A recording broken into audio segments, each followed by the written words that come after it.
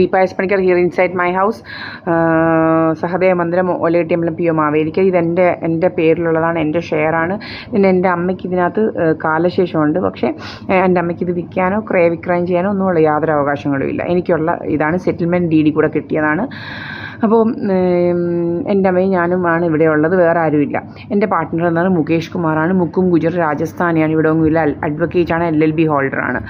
അപ്പോൾ ഈ പറയുന്നത് എന്താണെന്ന് വെച്ച് കഴിഞ്ഞാൽ, ഇതുപോലെ ഇവന്മാർ ലേസർ അടിക്കും എന്നുള്ളത് ഞാൻ പറഞ്ഞു കഴിഞ്ഞു. അപ്പോൾ ഇവന്മാർ പണ്ട് ഇങ്ങനെ ഫേസിലോട്ടൊന്നും ഇവന്മാർ അടിക്കത്തില്ലായിരുന്നു, നമ്മുടെ പുരിക എടുക്കൽ അങ്ങനെയൊന്നുള്ള കാര്യങ്ങളൊന്നും ഇല്ലായിരുന്നു.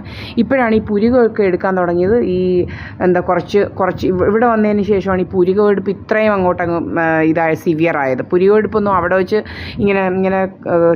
ഇങ്ങനെ പന്ന ഷേപ്പിലൊന്നും എടുക്കാറുണ്ടായിരുന്നില്ല അവർ.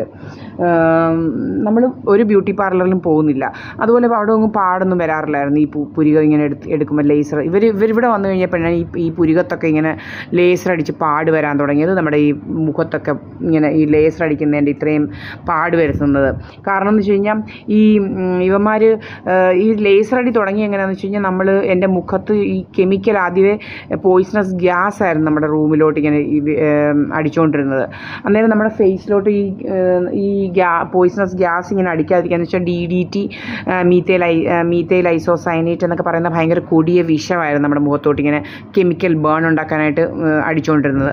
ഞാൻ എന്ത് ചെയ്തെന്ന് വെച്ച് കഴിഞ്ഞാൽ, നമ്മുടെ ടിഷ്യൂ പേപ്പർ ഉണ്ടല്ലോ, അതിൽ ഇങ്ങനെ ജസ്റ്റ് കുറച്ച് അലോവേറ അതിൻ്റെ ആ ജെല്ല് പുരട്ടിയിട്ട് ഇങ്ങനെ പേസ്റ്റ് ചെയ്ത് വെച്ചപ്പോൾ നമ്മുടെ മുഖത്തോട്ട് ഇതെന്താണ് നമ്മുടെ ഈ പോയിസണസ് ഗ്യാസ് നമ്മുടെ സ്കിന്നിലോട്ട് കോണ്ടാക്റ്റ് ഇല്ലാതെ ആയപ്പം നമ്മുടെ ഫേസ് ഭയങ്കരമായിട്ട് വെളുത്തു. അപ്പോൾ അങ്ങനെയാണ് ഇവന്മാർ ലേസർ നമ്മുടെ ഫേസിലോട്ട് അടിക്കാൻ തുടങ്ങിയത്. മനസ്സിലായില്ലേ?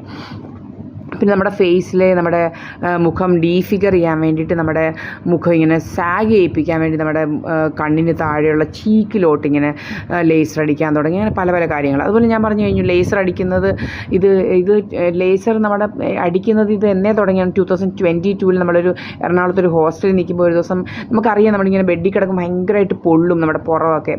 അങ്ങനെ ഞാൻ താഴെ കഴിക്കാൻ പോയപ്പോൾ എൻ്റെ കഴുത്തിച്ചിരി ഇറങ്ങിയ ഇതായിരുന്നു. അപ്പം അവിടുത്തെ വാർഡൻ ചോദിച്ചു, ഇതെന്തുവാ ദീപ, ഇങ്ങനെ കറുത്തിരിക്കുന്ന പുറം, ഇതെന്താന്ന് ചോദിച്ചു.